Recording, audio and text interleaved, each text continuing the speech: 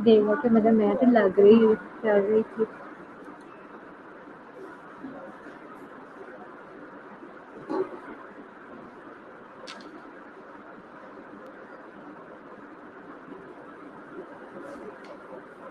Hello, अस्सलाम वालेकुम class, आवाज़ सुनाई दे रही है?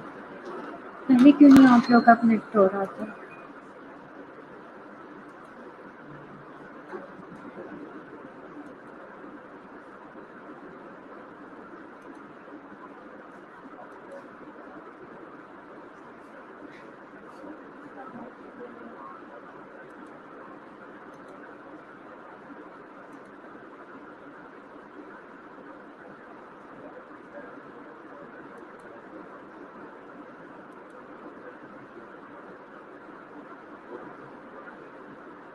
निशा, आपको आवाज़ सुनाई दे रही है मेरी?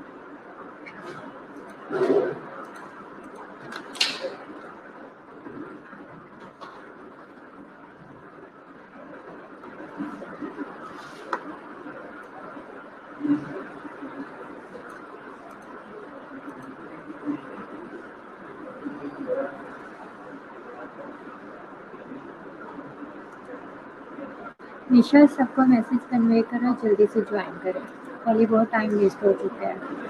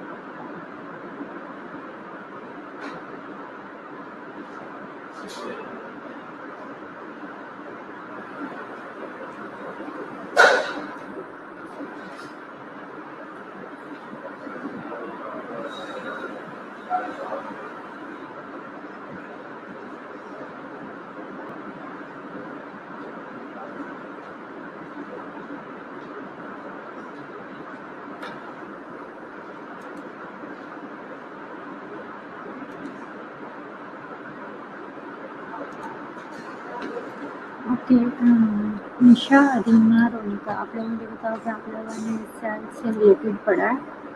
मैंने आप लोगों से कहा था कि आप लोगों ने नेक्स्ट पढ़ के आना है। ऑर्गन्स आप लोगों को मैं बताती हूँ कि ऑर्गन्स में क्या है, बोन मैरो, जिनका रोल इम्यूनिटी में है बेसिकली। तो हमारी इम्यूनिटी में जो ऑर्गन्स अपना रोल प्ले कर रहे हैं, उसमें जो प्राइमरी ऑर्गन्स हैं वो हैं थाइमस और बोन मैरो।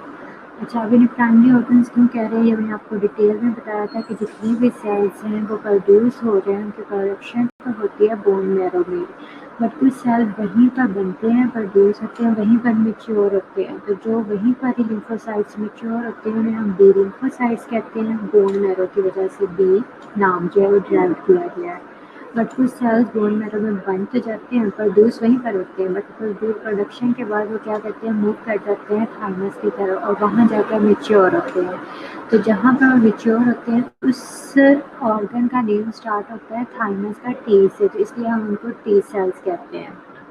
सेकेंडरी ऑर्गन्स वो ऑर्गन्स हैं जहाँ पर ये मैच्योर बी और टी लिम्फोसाइट्स इंटरेक्ट करते हैं विद एंटीजन और उनके अगेंस्ट फाइट करके क्या होते हैं, उनको किल करते हैं, हमें इन्फेक्शन से प्रिवेंट करते हैं। तो वो सेकेंडरी ऑर्गन्स जहाँ जहाँ इनका आपस में इंट्रैक्शन हो रहा होता है एंटीजन के साथ, वो बॉडी में डिफरेंट लिम्फ नोड्स हैं, स्प्लीन है, टॉन्सिल्स हैं, एडिनॉइड्स, स्पेयर पैचेस और अपेंडिक्स हैं, ये सेकेंडरी ऑर्गन्स में कंसीडर होते हैं।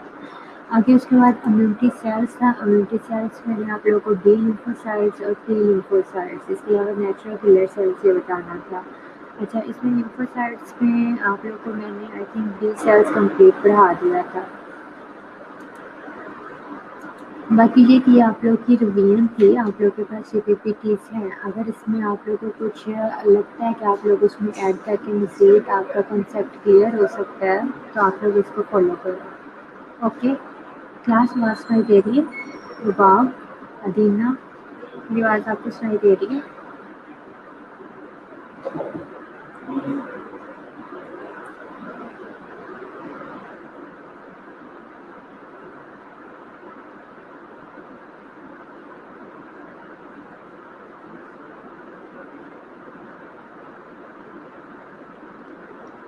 ओके, बी लिम्फोसाइट्स तो मैंने आपको बताया कि बी लिम्फोसाइट्स बोन मैरो में और बर्सा ऑफ फैब्रिकस बर्ड्स में जहाँ पर ये मैच्योर होते हैं।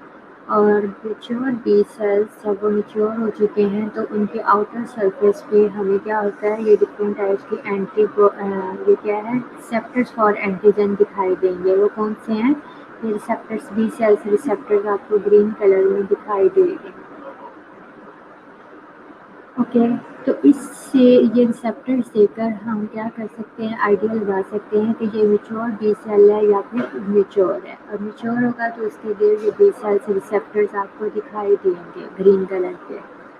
कह रहे हैं कि जब इस बी सेल जो कि मैच्योर हो चुका है उसका इंट्रैक्शन किसी एंटीजन के साथ होता है तो क्या होता है, ये बी सेल में डिफ्रेंशिएट हो जाता है टू टाइप्स के सेल्स में। एक सेल जो प्लाज्मा सेल होगा और दूसरा मेमोरी सेल होगा। Plasma cell basically antibodies produce करेंगे और मेमोरी सेल्स में उनके लिए लाइफ लॉन्ग इम्यूनिटी जो है वो स्टोर हो जाती है। ये वो पिक्चर है, प्रोसेस दिखाई दे रहा होगा आपको। एंटीजन आया, नेटिव बी सेल लगता है कि जिसका अभी तक एंटीजन से कोई इंट्रैक्शन नहीं हुआ, वो फ्रेशली जो है मैच्योर हुआ है। अभी न्यू सेल बना, उसकी अभी मैच्योरेशन हुई है। बी सेल्स एक्टिवेशन हुई है डेफिनेटली। जब एंटीजन आया है तो क्या होगा, बी सेल एक्टिवेट हो जाएगा। लिम्फोब्लास्ट हुआ है, लिम्फोब्लास्ट में अब बी सेल इसमें बेसिकली डिवाइड हो रहे हैं प्लाज्मा सेल में और मेमोरी बी सेल में। प्लाज्मा सेल्स जो है एंटीबॉडीज की प्रोडक्शन करेंगे और मेमोरी बी सेल जो है वो लाइफ लॉन्ग इम्यूनिटी प्रोवाइड करेंगे। ये पिक्चर से आपको शो हुआ है। उसके बाद टी लिम्फोसाइट्स हैं, थाइमस में मैच्योर हुए हैं। इसकी टाइप्स जो होती हैं वो टी हेल्पर सेल्स हैं, वो साइटोटॉक्सिक टी सेल्स हैं। इनके नेम्स हम जो हैं किस वजह से इनको टू सेल्स में डिवाइड किया गया है, क्योंकि टू डिफरेंट टाइप्स की प्रोटीन्स जो हैं वो इनमें प्रेजेंट होती हैं टी लिम्फोसाइट्स में, जो कि प्रोटीन्स कौन कौन सी हैं, CD4 और CD8 है। जिन लिम्फोसाइट्स में CD4 प्रोटीन प्रेजेंट होती है वो टी हेल्पर सेल्स कंसीडर होते हैं, बट जिनमें प्रोटीन CD8 होती है वो साइटोटॉक्सिक टी सेल्स होते हैं। बट ये दोनों प्रोटीन्स किसी एक सेल में प्रेजेंट नहीं होती। सेम है जैसे मैंने आप लोगों को वायरस का स्ट्रक्चर पढ़ाया था, बताया था, या उसके जीनोम में DNA होता है या RNA होता है, बट नेवर इन बोथ, के दोनों नहीं हो सकते। ओके, तो सबसे पहले हमें टी हेल्पर सेल्स इसको पढ़ना था, यहाँ से हम लोगों ने डिटेल में पढ़ना था। टी हेल्पर सेल्स है, जैसे नेम इंडिकेट कर रहा है कि इसमें क्या है कि हेल्पिंग फंक्शंस परफॉर्म करेगा। किसको हेल्प करेगा, ये मैं आपको बता रही हूँ कि टी हेल्पर सेल्स अब किसको मतलब सेल है वो भी, अब और कौन कौन से रिमेनिंग सेल्स हैं उनको फैसिलिटेट करेगा, उनको हेल्प करेगा। बी सेल हो सकता है, उसके अलावा साइटोटॉक्सिक टी सेल है। ये 3 टाइप्स के सेल्स हमने अभी तक यहाँ पर बोल लिए हैं ना। बी सेल मैंने आपको बताया, टी हेल्पर सेल बताया और साइटोटॉक्सिक टी सेल बताया। तो ये जो बी टी हेल्पर सेल है, नाम इंडिकेट कर रहा है कि इसका फंक्शन क्या है, हेल्पिंग फंक्शन है। तो इसने जो रिमेनिंग टाइप्स हैं सेल्स की उनको फैसिलिटेट करना है, उनको हेल्प करना है। सबसे पहले किस तरह से हेल्पिंग फंक्शन है, किसको हेल्प करता है, बी सेल्स को हेल्प करता है। यहाँ पर आप फर्स्ट पिक्चर में देखोगे तो आपको रेड कलर में टी हेल्पर सेल दिखाई देगा। वो हेल्प कर रहा है, जाकर एक्टिवेट कर रहा है बी सेल को। बी सेल को एक्टिवेट करने का, जब टी सेल उसके साथ अटैच हुआ है, उस क्या है एक तरह से मैसेज कन्वे करता है, तो क्या होता है कि बी सेल्स को इंडिकेशन मिलती है कि कोई ना कोई एंटीजन आया है। तो उसके रिस्पॉन्स में क्या होता है कि 2 टाइप्स के सेल्स में डिफ्रेंशिएट हो जाता है, प्लाज्मा सेल्स और मेमोरी सेल्स में। तो बेसिकली इसने क्या किया है, बी सेल्स को एक्टिवेट किया है ताकि वो एक्टिवेट हो और एंटीबॉडीज की प्रोडक्शन करे। ओके, फर्स्ट उसने हेल्प की है बी सेल्स की एक्टिवेशन में। अब सेकंड किसको एक्टिवेट कर रहा है, दे हेल्प CD8 जो कि साइटोटॉक्सिक टी सेल्स हैं। अब उनको भी एक्टिवेट करने में ये अपना रोल प्ले करते हैं, मतलब इन्होंने बी सेल्स को भी एक्टिवेट किया, उनको हेल्प की। टी सेल्स जो कि कौन से हैं, साइटोटॉक्सिक टी सेल्स हैं, उनको एक्टिवेशन में फैसिलिटेट करते हैं। थर्ड पे इसका फंक्शन किसको एक्टिवेट करना है, they help macrophages kill ingested microbes. इसके अलावा मैक्रोफेजेस आप लोगों ने पढ़ा होगा, फेगोसिटिक सेल्स हैं, ठीक है, तो बैक्टीरिया को इनगल्फ वगैरह करते हैं, इंजेस्ट करते हैं। तो ये उन मैक्रोफेजेस को क्या करते हैं, फैसिलिटेट करते हैं कि वो जो इंजेस्ट किए हुए माइक्रोब्स हैं उनको डाइजेस्ट कर सकें। क्लियर हुआ। तो आप टी हेल्पर सेल्स के फंक्शन अगर मैं कहूँ कि आप मुझे बता दो, तो आप सिंपल कह सकते हो कि इनका हेल्पिंग फंक्शन है। इस तरह से हेल्पिंग फंक्शन है, बी सेल्स को एक्टिवेट करते हैं, टी साइटोटॉक्सिक टी सेल्स को एक्टिवेट करते हैं और मैक्रोफेजेस को हेल्प करते हैं या उनको सपोर्ट करते हैं कि वो इंजेस्टेड माइक्रोब्स को डाइजेस्ट कर सकें। क्लियर है निम्रा, ये स्लाइड क्लियर हुई आपको। यहीं से आप लोगों ने बेसिकली स्टार्ट करना था, पिछला जो मैंने पढ़ाया वो ओवरव्यू था। निशा, रुबाब, अदीना, रोनिका, आप लोगों को क्लियर हुआ। टी हेल्पर सेल्स के फंक्शंस क्या हैं।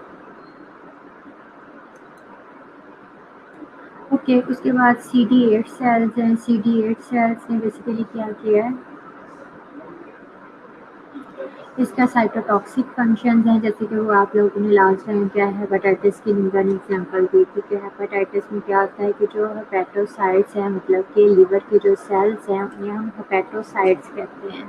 तो जब वायरस आता है BCD जो भी है, हेपेटाइटिस वायरस आता है, तो वो इन सेल्स के अंदर इन्वेड करता है, ना कि वो ब्लड में इन्फेक्शन करे। वो क्या करता है, सेल्स के अंदर चला जाता है। जब सेल्स के अंदर जाता है तब ये जो सेल्स हैं, साइटोटॉक्सिक सेल्स हैं, सिर्फ यही इम्यूनिटी प्रोवाइड कर सकते हैं। किस तरह से इम्यूनिटी प्रोवाइड करते हैं, साइटोटॉक्सिक फंक्शन परफॉर्म करके। साइटो मीन होता है सेल और टॉक्सिक मीन जो उनके लिए हार्मफुल होता है। किस तरह से हार्मफुल होता है कि जिस सेल के अंदर वायरस प्रेजेंट होगा वो सेल को ही किल कर देते हैं, ना सेल रहेगा ना ही अंदर वायरस रहेगा, ठीक है। तो ये इस तरह से अपना साइटोटॉक्सिक फंक्शन परफॉर्म करते हैं। मेमोरी टी सेल्स भी वही हैं कि इनमें क्या है, लाइफ लॉन्ग इम्यूनिटी की। जी ठीक है निम्रा, तो मेमोरी टी सेल्स का फंक्शन वही है कि लाइफ लॉन्ग इम्यूनिटी प्रोवाइड करते हैं। उसके बाद नेचुरल किलर सेल्स हैं, लिम्फोसाइट्स की थर्ड टाइप है। ये क्या है कि उन बाकी जो रिमेनिंग 2 टाइप्स हम लोगों ने पढ़ ली हैं, बी और टी, उनसे क्या है, इनका जो साइज है वो ज़्यादा लार्ज होता है। Natural killer cells are large granulated lymphocytes. Granulated का मतलब है ग्रेन्यूल्स इनके साइटोप्लाज्म में प्रेजेंट है। फंक्शन क्या है अब नेचुरल किलर सेल्स के, सेम एज वैसे ही है जैसे कि आपने अभी पढ़ा साइटोटॉक्सिक टी सेल का, उससे मिलता जुलता भी है। Kill virus infected cells and cancer cells, इन दोनों सेल्स को साइटोटॉक्सिक टी सेल्स ने भी किल किया था। अच्छा, एक क्या है, किलिंग इज नॉन स्पेसिफिक। आप ये नहीं है कि ये स्पेसिफिक किसी एक बैक्टीरिया या वायरस को किल करते हैं, बल्कि जिस वायरस को बैक्टीरिया को देखते हैं उसको किल करने की ट्राई करते हैं। इसको नॉन स्पेसिफिक कम्युनिटी में इनका रोल है बेसिकली। उसके बाद है produce gamma interferon that activates macrophages to kill ingested bacteria. इसके अलावा जो प्रोडक्शन करते हैं इंटरफेरोन की, तो जो क्या करते हैं कि इंजेस्टेड बैक्टीरिया को किल करने में क्या करते हैं, किसको है फैसिलिटेट करते हैं, मैक्रोफेजेस को। इन्होंने इंटरफेरोन प्रोड्यूस किया। इंटरफेरोन जो है वो एक तरह का लार्मिंग कंडीशन होती है या मैसेज होता है, वो जाकर मैक्रोफेजेस को एक्टिवेट करते हैं कि इंजेस्टेड बैक्टीरिया को किल करो, एक्टिवेट हो, जो बैक्टीरिया आया है उसको इंगल्फ करो और इसको किल करो। तो एक तरह से ये केमिकल सिग्नल्स तरह का मैसेज कन्वे करते हैं। ओके, तो ये 3 टाइप्स के सेल्स लिम्फोसाइट्स में आप लोगों ने अभी तक बी सेल्स, टी सेल्स और नेचुरल किलर सेल्स, 3 टाइप्स के सेल्स मैंने आप लोगों को पढ़ाए हैं। इसके टाइप्स मतलब हम इन्हें क्या है, इनको हमने नेम्स बेसिकली आप लोगों को पता होना चाहिए कि बी सेल को बी क्यों कहते हैं, टी सेल्स को टी सेल्स क्यों कहते हैं। इनके एक एक दो दो फंक्शंस आप लोगों को पता होना चाहिए। उसके बाद ग्रेन्युलोसाइट्स है, सेकंड कैटेगरी है। इसमें जो आप लोगों ने मुझे उस दिन जवाब दिया था कि इम्यूनिटी में कौन कौन से सेल्स हैं, न्यूट्रोफिल्स हैं, एसिनोफिल्स हैं, बेसोफिल्स हैं, ये ग्रेन्युलोसाइट्स में इंक्लूड हैं।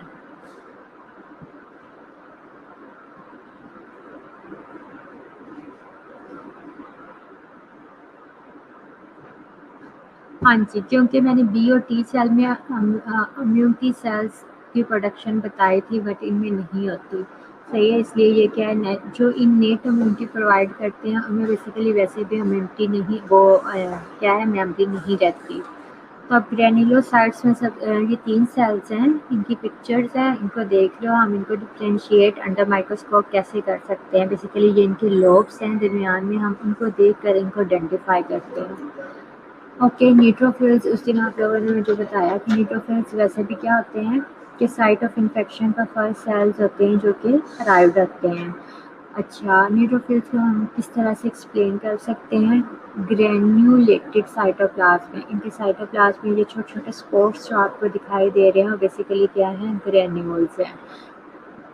और इनकी हेडिंग ही बेसिकली क्या थी, ग्रेन्यूलेटेड सेल्स हैं। तो इसमें 3 कैटेगरीज हैं, न्यूट्रोफिल्स, बेसोफिल्स और एसिनोफिल्स। तो फर्स्ट वाला ऑप्शन तो आपको वैसे ही पॉइंट्स याद रहना चाहिए कि ग्रेन्यूलेटेड साइटोप्लाज्म है। इसके बाद ये मुझे लोब देख कर बताओ जल्दी से कि इसमें ये कितने लोब्स हैं, ये क्या है, जो पर्पल कलर का है ये इसमें बेसिकली क्या दिखाई दे रहा है आपको, इसका न्यूक्लियस है या क्या है, ये क्या चीज़ है।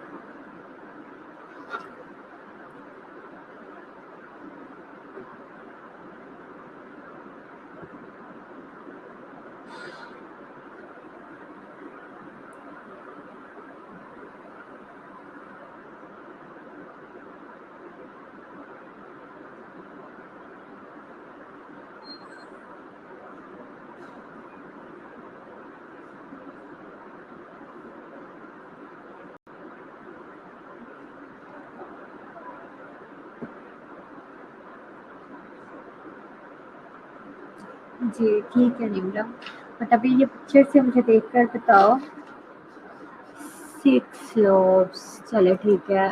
चलो इस पिक्चर से मुझे देख के बताओ कि ये इसके दरमियान में आपको पर्पल कलर के क्या दिखाई दे रहे हैं, ये पर्पल कलर के क्या है। फॉर एग्जांपल न्यूट्रोफिल के अंदर ध्यान से देखो, पर्पल कलर का जो शेड है, स्ट्रक्चर है, ये क्या चीज़ है वो। अगर हम इसे कह रहे हैं कि ये न्यूक्लियस है, तो ये कितने न्यूक्लियस हैं, चलो मुझे बताओ बेसोफिल्स में कितने न्यूक्लियस आपको दिखाई दे रहे हैं। नहीं, चलो ईओसिनोफिल बताना है सब में, ईओसिनोफिल में कितने न्यूक्लियस आपको दिखाई दे रहे हैं। सेकंड पिक्चर में पिंक कलर की जो पिक्चर है उसमें जल्दी से देख के बताएं न्यूक्लियस कितने हैं।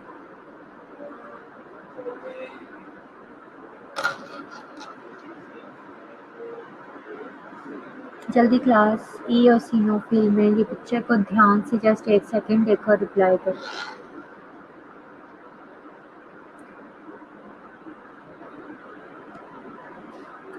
अदीना और रोनिका जल्दी से मुझे बताओ।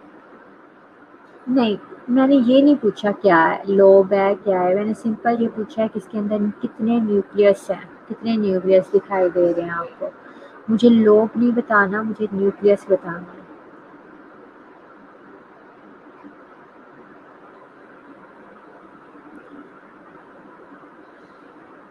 न्यूक्लियस का आंसर है। सिर्फ देखो यही बात है कि आप लोग एग्जामिनर की बात नहीं सुनते हो, अपने रिप्लाई खुद से करने लग जाते हो। मेरा क्वेश्चन सिर्फ एक है, मैंने लोब्स की तो बात ही नहीं की है, मैंने न्यूक्लियस का पूछा है। सिंपल उसका एक जवाब देकर आप लोगों ने चुप कर जाना है, और यही प्रैक्टिकल देने का असूल होता है। आप लोग जितना ज़्यादा बोलोगे उतना ही ज़्यादा एग्जामिनर आप लोग से क्वेश्चन करेगा। मेरा क्वेश्चन सिंपल ये था कि इसके अंदर कितने न्यूक्लियस दिखाई दे रहे हैं, लोब्स की तो बात ही नहीं की। अगर आप लोग खुद से बोलोगे कि इसमें ये लोब्स है, इतने लोब्स हैं, तो देखो एग्जामिनर ने अगर लोब से रिलेटेड आपसे नहीं भी क्वेश्चन करना तो आपसे करने लग जाएगा, तो खुद को फंसाने वाली बात होती है। जल्दी से बताओ। तो ठीक है, जिन्होंने भी खुशनूद, रोनिका, अदीना, आप सब ने कहा कि इसमें 2 न्यूक्लियस दिखाई दे रहे हैं, 2 न्यूक्लियस है ना। तो बेसिकली ये न्यूक्लियस इन तीनों के अंदर एक ही न्यूक्लियस है। निमिरा ने सिर्फ इसका एग्जैक्ट आंसर दिया है, तो उसने ये कहा है कि न्यूक्लियस एक है बट उसके लोब्स 2 हैं। देखो जैसे लंग्स के अगर हम लोग देखें तो लंग्स में क्या होता है, राइट साइड और लेफ्ट साइड के लंग्स में क्या है, उनके लोब्स में डिफरेंस होता है। लेफ्ट साइड पे क्या होता है, 2 लोब्स हैं और राइट साइड पे 3 लोब्स हैं। तो ये बेसिकली लोब्स दिखाई दे रहे हैं। ये जो इओसिनोफिल में न्यूक्लियस एक ही है, ये सारा न्यूक्लियस है, एक है, सिंगल न्यूक्लियस है। सेल के अंदर, एक सेल के अंदर एक न्यूक्लियस है और उस न्यूक्लियस के लोब्स हैं। बेसिकली न्यूट्रोफिल में मल्टी लोब्स हैं, बेसोफिल्स में सिर्फ एक ही लोब आपको दिखाई दे रहा है, बट इओसिनोफिल में क्या है, बाई लोब्ड है, 2 लोब्स आपको दिखाई दे रहे हैं। तो यही इनको डिफ्रेंशिएट करने का, अंडर माइक्रोस्कोप हम देख रहे हैं तो हमें इसी तरह से ही पता चलता है कि अच्छा इसके अंदर इतने लोब्स हैं, इसके अंदर ये लोब्स हैं, तो ये बेसोफिल है, ये न्यूट्रोफिल है। आप लोग सीबीसी देखते हो तो उसके अंदर क्लियर लिखा होता है कि इसके इतने न्यूट्रोफिल्स हैं, लिखा आता है ना, तो वो इसी तरह काउंट करके बताया आपको। ओके, न्यूट्रोफिल्स में क्या है, मल्टी लोब न्यूक्लियस है, known as polymorpho nuclear cells है। पॉलीमॉर्फो से आपको पता चल रहा है, पॉलीमॉर्फो का मतलब है कि इसकी एक से ज़्यादा शेप्स होती हैं। तो देखो ये शेप्स तो ज़्यादा है, इसका स्ट्रक्चर जो है वो ज़्यादा आपको दिखाई दे रहा है ना, मल्टी लोब है। अच्छा, इसके अलावा ये क्या है, मोटाइल और फैगोसिटिक सेल है। ये सेल जो है वो मोटाइल है, ये आप लोगों ने याद रखना है। जैसे फ्लैजेला है, बैक्टीरिया में स्ट्रक्चर होता है जिससे मूव करवाता है, सेम एज ये वाला सेल खुद ब खुद मूव करता रहता है। First cells arrive at the site of inflammation. तो ये भी एमसीक्यूज वाइज इंपॉर्टेंट होता है कि जब भी कोई इन्फेक्शन होता है, बैक्टीरिया या पैथोजन हमारे बॉडी में आता है, तो उसको किल करने के लिए इम्यूनिटी सेल्स में से कौन सा सेल सबसे पहले साइट ऑफ इन्फ्लेमेशन पर पहुंचता है, तो वो न्यूट्रोफिल्स होते हैं। इसके बाद है increase numbers of circulating neutrophils called leukocytosis. अच्छा, अब आप लोग को यह भी पता होना चाहिए ल्यूकोसाइटोसिस क्या है। Leukocytosis is the increase number of neutrophils. आप लोगों ने ये सारे याद रखने हैं। न्यूट्रोफिल्स को अगर इंक्रीज हुआ हुआ है नंबर ब्लड के अंदर, ये ज़्यादा प्रोड्यूस हुए हैं, तो इन्हें ल्यूकोसाइटोसिस कहते हैं। इसी तरह क्या है कि अगर इनका नंबर कम हुआ हो तो पीनिया साथ में टर्म यूज करते हैं। Cytosis is for increase number, but PENIA penia is for decrease in number. तो हम जिस चीज़ का नंबर डिक्रीज हुआ होगा उसके आगे पीनिया लगा देते होते हैं। अच्छा, आगे क्या है कि अब इस वजह से अगर देखो ये न्यूट्रोफिल ज़्यादा हुए हैं ब्लड में, ल्यूकोसाइटोसिस हम रिपोर्ट कर रहे हैं, तो इसका क्या हमारे लिए अलार्मी कंडीशन है कि कोई ना कोई बैक्टीरिया आया हुआ है या वायरस आया हुआ है जिसके वो किल करने के लिए ये ज़्यादा प्रोड्यूस हो चुके हैं। इनकी प्रोडक्शन इसी वजह से हुई है ना कि वो किल कर सके। इधर से बैक्टीरिया ज़्यादा आया, इधर से प्रोडक्शन स्टार्ट हो गई, तेज़ हो गई। तो इस तरह से क्या है कि वो इंडिकेशन होती है कि कोई ना कोई इन्फेक्शन हुआ है हमारे बॉडी में। Has powerful microbicidal activity. Microbicidal जैसे आप लोगों ने एंटीबायोटिक्स का पढ़ा है कि उसकी सीडल है या स्टेटिक एक्टिविटी है ना, तो इनकी बैक्टीरिया को किल करने की कैपेसिटी होती है।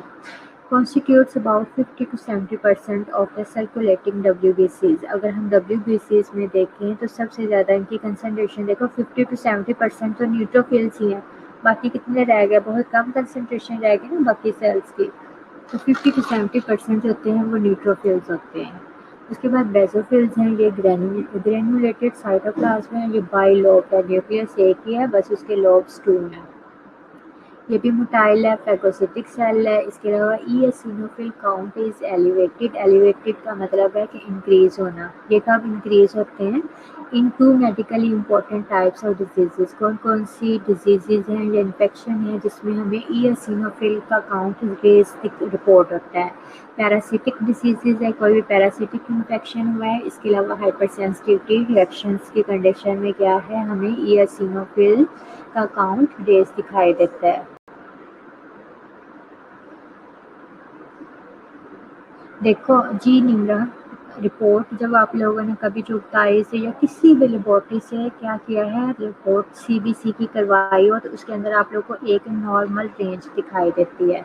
देखो क्या है, प्लेटलेट्स हैं। अब प्लेटलेट्स हैं या मतलब इन सब की एक फिक्स्ड कंसंट्रेशन होती है। जैसे आई थिंक ये प्लेटलेट्स की है या WBC की है, मैं मुझे भूल गया कि 1.5 लाख से 3 लाख के दरमियान इनकी रेशियो होती है। अगर ये इसके दरमियान बॉडी में प्रेजेंट है तो हम उसे कहते हैं कि नॉर्मल रेशियो है, इनकी नॉर्मल कंसंट्रेशन है, नॉर्मल नंबर है। बट इससे कम होते हैं या ज़्यादा होते हैं तो किसी न किसी डिजीज़ को या इन्फेक्शन को इंडिकेट करते हैं। सही है, तो अगर इंक्रीज़ हुआ है तो डेफिनेटली अभी उसे इन्फेक्शन हुआ है।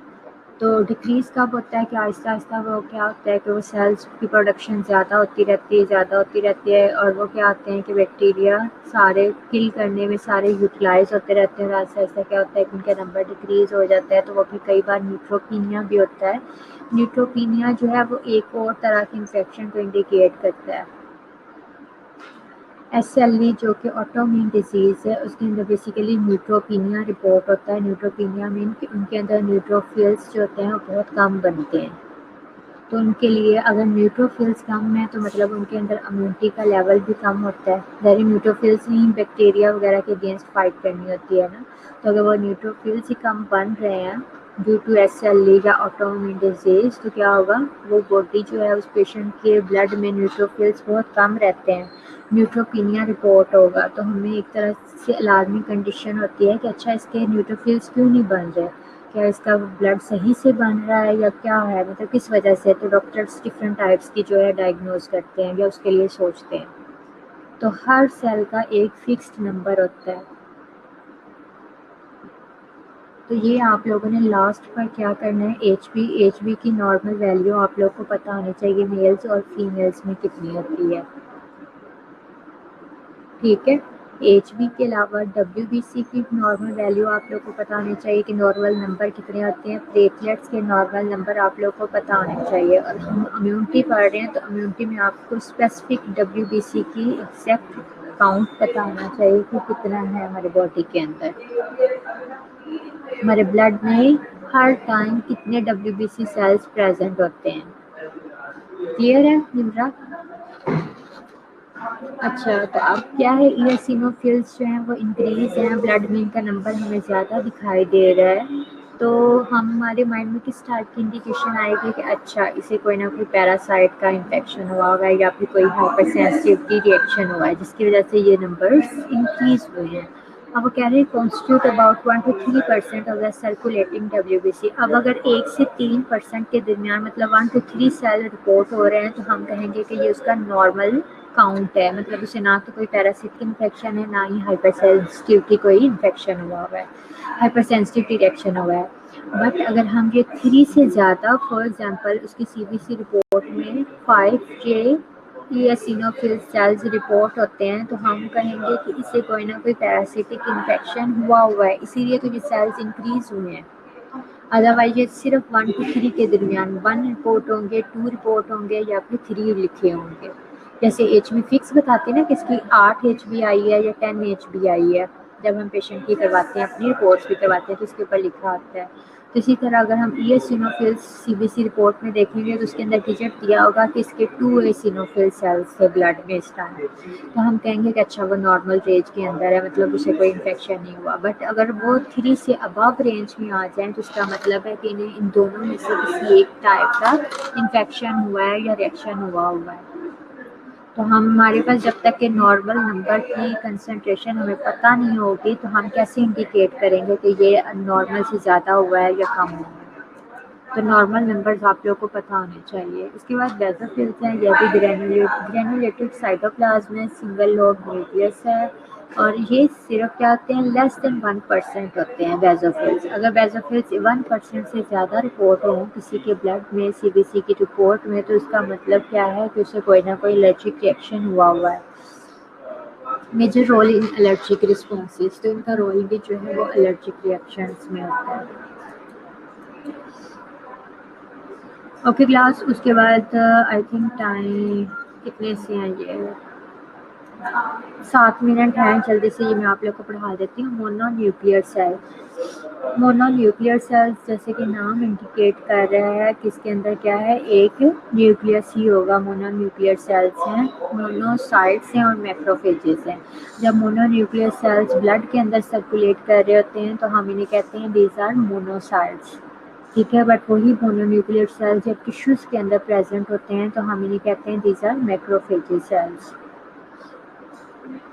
ठीक है। मैक्रोफेजेस बार बार आप लोग पढ़ते हो, फैगोसिटिक सेल्स हैं, ये है वो हैं, तो बेसिकली टिश्यूज़ के अंदर प्रेजेंट होते हैं। फंक्शंस क्या है मैक्रोफेजेस के, अगर हम फंक्शंस देखें तो आपको एक तो कंफर्म पता है ना कि फैगोसिटिक सेल है, इसके अलावा इसके और भी कुछ फंक्शंस हैं। वो क्या है, एंटीजन प्रेजेंटेशन है और साइटोकाइन प्रोडक्शन है। साइटोकाइंस वाला आपको मैंने पढ़ाया कि साइटोकाइंस क्या है, डिफरेंट टाइप्स के क्या हैं, केमिकल्स होते हैं जो वो ये प्रोड्यूस करते होते हैं। और एंटीजन प्रेजेंटेशन एक ऐसा प्रोसेस है, मतलब ये क्या है कि इनके ऊपर जो होता है एंटीजन प्रेजेंटेशन, नाम को देखो कि ये क्या करते हैं, एंटीजन को प्रेजेंट करते हैं किस चीज़ के आगे, किसी और चीज़ के आगे, कि ये देखो ये एंटीजन है मेरे पास पड़ा हुआ है, आप लोगों ने इसको इनगल्फ करना है या इसको किल करना है।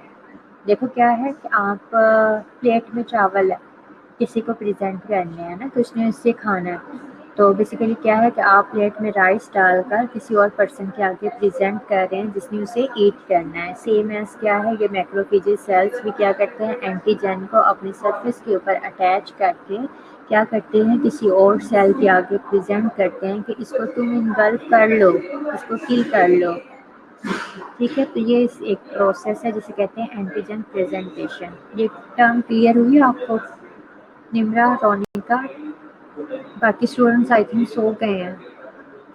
एंटीजन प्रेजेंटेशन एक प्रोसेस आप लोगों को क्लियर हो गया, जल्दी से मुझे बताएं, मैं तब तक आगे पढ़ रही हूँ, जल्दी से बताना एंटीजन प्रेजेंटेशन का क्लियर होगा। अच्छा, मैक्रोफेजेस जब जैसे मैंने आपको बताया टिश्यूज़ में है तो हम उसे मैक्रोफेजेस कह रहे हैं, बट अगर वो जैसे जैसे डिफरेंट साइड्स पे एरियाज़ पे जाते हैं तो उनके नेम्स चेंज होते जाते हैं। क्या हम उनको जस्ट मैक्रोफेजेस के नेम से ही नहीं कॉल करते, बल्कि क्या है, लिवर में है तो हम उन्हें कपर सेल्स कहते हैं, लंग्स में है तो एल्विलर मैक्रोफेजेस कहते हैं, स्किन में है तो लैंगरहैंस सेल्स कहते हैं। ये एमसीक्यूज वाइज इंपॉर्टेंट है। लिवर में मैक्रोफेजेस हैं तो हम उन्हें कपर सेल्स कहते हैं। ये Kapoor, alveolar macrophages, Langerhans sales, ये इंपॉर्टेंट है, ये एक एमसीक्यूज में पूछे होते हैं, किसी भी सब्जेक्ट में पूछ लेते हैं, नॉटनी है, फिजियोलॉजी है। इसके अलावा क्या है, एफओएन है, अब जो माइक्रोबायोलॉजी में आप लोग पढ़ रहे हो तो ये वाली स्लाइड इंपॉर्टेंट है, इनके नेम्स आप लोगों ने याद रखने हैं। कनेक्टिव टिश्यूज़ में हैं तो हिस्टोसाइट्स हैं, सीएनएस में है, माइक्रोग्लिया है, बोन्स में है, ओस्टियोक्लास्ट हैं, स्प्लीन में है तो डेंड्रिटिक सेल्स हैं, ठीक है। तो डेंड्रिटिक सेल्स में आप लोगों को डिटेल में अभी पढ़ाऊंगी कि डेंड्रिटिक सेल्स क्या होते हैं। बेसिकली ये भी क्या है, इनका भी इम्यूनिटी में रोल है। ये मोनोसाइट्स है ऊपर वाला। अब अगर क्या है कि वो मैक्रोफेजेस टिश्यूज़ में प्रेजेंट हैं तो हम उन्हें मैक्रोफेजेस कह रहे हैं, बट अगर वो कहाँ पर हैं, डेंड्रिटिक सेल्स कहाँ पर हैं, आई थिंक स्प्लीन में, स्प्लीन में है तो ये डेंड्रिटिक सेल्स हैं। ओस्टियोक्लास्ट आई थिंक बोन्स में है। ठीक है, बोन्स में यही हमारे क्या है, मोनोसाइट्स प्रेजेंट है, तो हम उन्हें ओस्टियोब्लास्ट कहते हैं। तो इनमें से मैक्रोफेजेस मैंने आपको बता दिया, उसके फंक्शंस बता दिए। अभी हमने जो पढ़ना है वो डेंड्रिटिक सेल्स हैं। डेंड्रिटिक सेल्स इम्यूनिटी में इम्पोर्टेंट होते हैं, रिक्वायर्ड। अच्छा, डेंड्रिटिक सेल्स को हम डेंड्रिटिक सेल्स क्यों कहते हैं? ये क्या है? Acquired its name because of resemblance to dendrites of nerve cell. Nerve cells में आप लोग देखोगे तो इस तरह की ब्रांचेस दिखाई देती हैं नर्व सेल्स की, तो इसी मैच उनकी रिजेम्बलेंस जैसे नर्व सेल्स से है, उनकी ब्रांचेस हैं, तो डेंड्राइट्स, इनको हम डेंड्रिटिक सेल्स कहते हैं। फंक्शन क्या है? एंटीजन प्रेजेंटिंग सेल्स हैं। फॉर एग्जांपल ये किसको प्रेजेंट करते हैं? CD4 टी हेल्पर सेल्स को प्रेजेंट करते हैं कि इसको किल करो या क्या करना है, इसका जो भी करना है करो, मतलब उनके सामने प्रेजेंट कर देते हैं। अच्छा, अब dendritic cells B cells area में प्रेजेंट है, तो इन्हें फॉलिकुलर डेंड्रिटिक सेल्स कहते हैं। टी सेल्स एरिया में है तो हम इन्हें क्या कहते हैं? इंटरडिजिटेटिंग सेल्स कहते हैं। लिम्फ में है तो वेलर सेल, ब्लड में है तो ब्लड डेंड्रिटिक सेल्स।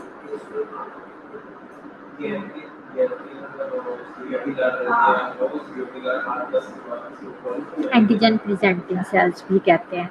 देखो निम्रा, जो आपने लास्ट में कहा कि हम इनको एंटीजन प्रेजेंटिंग सेल्स भी कहते हैं, भी कहते ज़रूर हैं, बट ये उनका फंक्शन है बेसिकली क्या है? सही है, एंटीजन प्रेजेंट करना एक फंक्शन है कि ये एंटीजन को प्रेजेंट कर रहे होते हैं किसी और चीज़ के सामने, किसी और सेल के आगे। तो ये नेम्स आप लोगों ने याद रखना है कि इंटरडिजिटेटिंग सेल्स क्या हैं? डेंड्रिटिक सेल्स जब टी सेल्स एरिया में प्रेजेंट होंगे तो उन्हें हम इंटरडिजिटेटिंग सेल्स कहते हैं। अच्छा, ये वो स्लाइड है निम्रा, जो भी आपने जिसका आंसर किया हुआ है। निम्रा, आई थिंक सिर्फ आप ही सुन रहे हो, बाकी तो सारे स्टूडेंट्स का मोशन है। अच्छा, आपने भी बोला डेंड्रिटिक सेल्स को क्या करते हैं हम? एंटीजन प्रेजेंटिंग सेल्स कहते हैं, बट इसके अलावा और सेल्स भी हैं जो एंटीजन को प्रेजेंट करते हैं, जैसे कि मैक्रोफेजेस हैं और बी सेल्स हैं। ये भी एंटीजन को किसी और सेल के सामने प्रेजेंट करते हैं। मैक्रोफेजेस, बी सेल्स और डेंड्रिटिक सेल्स, ये सारे सेल्स जो हैं वो एंटीजन प्रेजेंटिंग सेल्स हैं। अच्छा, दरमियान से एक स्लाइड मैंने स्किप की। डेंड्रिटिक सेल्स तक क्लियर है?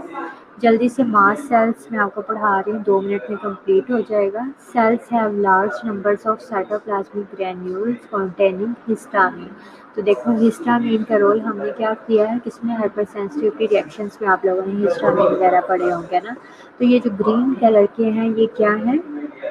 हमारे साइटोप्लाज्मिक ग्रैन्यूल्स हैं। इन ग्रैन्यूल्स के अंदर बेसिकली हिस्टामिन प्रेजेंट है। तो अब क्या है कि जैसे कोई एंटीजन आता है तो ये जो ग्रीन कलर के ग्रैन्यूल्स हैं इनकी डीग्रैन्युलेशन होती है, मतलब कि क्या है, इनके अंदर जो मटेरियल फील्ड होता है जो कि हिस्टामिन है वो रिलीज हो जाती है। हिस्टामिन रिलीज होने के बाद डिफरेंट टाइप्स के रिएक्शंस लेकर आती है। फॉर एग्जांपल क्या है? एलर्जी प्रोड्यूस करती है, एलर्जिक रिएक्शंस लेकर आती है। तो फंक्शन इसका एलर्जिक रिएक्शन में अब हिस्टामिन किस तरह से फंक्शन करती है? Histamine works with nerves to produce itching. अब उसका क्या है कि हमारे नर्व सेल्स के साथ किसी तरह से काम करके क्या करती है? Etching reaction. इचिंग में क्या होता है कि पूरी बॉडी में खारिश वगैरह स्टार्ट हो जाती है। जी, ठीक है ना। तो एलर्जिक रिएक्शन में बेसिकली हिस्टामिन को ज़्यादा कंसीडर किया गया। एलर्जिक रिएक्शन में किस तरह है कि हिस्टामिन रिलीज हुई, इस रिलीज वाली हिस्टामिन ने हमारे नर्व सेल्स के साथ इन्वॉल्वमेंट की और क्या किया है कि पूरी बॉडी में इचिंग स्टार्ट करवा दी है। इसके अलावा क्या है? इन फूड एलर्जीज। अच्छा, अगर क्या है कोई फूड एलर्जन आया है तो इसके रिजल्ट में क्या होगा कि वॉमिटिंग और डायरिया भी करवाएंगे। ठीक है, इचिंग तो नहीं हुई बट वॉमिटिंग और डायरिया भी साथ में करवा रहे हैं। And it constricts muscles in lungs making it harder to breathe। कोई फूड एलर्जन, मतलब फूड एलर्जन में ये होता है कि किसी बंदे को किसी भी फूड से एलर्जी हो सकती है। किसी को मीट से होती है, किसी को किसी वेजिटेबल से होती है, कोई आलू खा ले उनसे उनको एलर्जी होने लग जाती है। तो ये डिफरेंट टाइप्स के फूड्स जो होती हैं वो किसी और पर्सन के लिए क्या करते हैं? एलर्जन के तौर पर भी एक्ट करते हैं। तो अगर वो एक बंदा जिसको मीट से एलर्जी है उसने वो गोश्त खा लिया है तो उसके रिजल्ट में क्या होगा? हिस्टामिन रिलीज होगी। हिस्टामिन रिलीज हुई तो इसके साथ क्या